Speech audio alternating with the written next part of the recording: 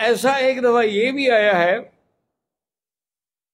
کہ ایک بیٹا بڑا نافرمان تھا اپنے والدین کا، والدین فوت ہو گئے، لیکن اس کے بعد اس نے جتنی ان کے لیے دعائیں کی ہیں نا، جتنی اس نے اس کے لیے ثواب بخشا ہے، اللہ نے اس کو فرما برداروں میں شامل کر دیا، کہ جو زندگی میں نہیں کر سکا لیکن بعد میں تو وہ نبھا رہا ہے نا، اس لیے اللہ نے اس کو یہ مرتبہ بھی عطا کیا۔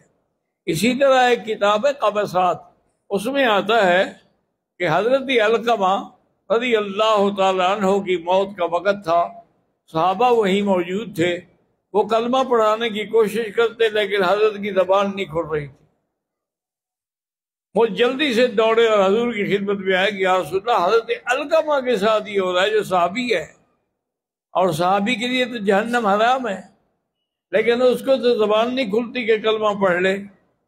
آپ نے فرمایا اچھا میں چلتا ہوں، اس کا کوئی ماں باپ؟ اس نے کہا جی ماں زندہ ہے، فرمایا لے آؤ۔ حضرت وہاں پہنچے، دیکھا کہ واقعی اس کیفیت میں ہے، اس کی والدہ بھی آ گئیں۔ آپ نے فرمایا بی بی کیا تم علقمہ سے راضی ہو یا ناراض ہو؟ انہوں نے کہا حضرت میں بڑی ناراض ہوں۔ آپ نے فرمایا کیا ناراضگی کی وجہ کیا ہے؟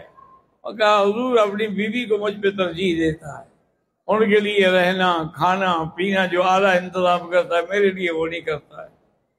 اور پھر میں صحابہ کو حکم دیا کہ لکڑیاں اکٹھی کرو۔ انہوں نے پوچھا حضور لکڑیاں کیوں اکٹھی کریں؟ میں آگ جلا کے میں تیرے بیٹے کو اور ہوں۔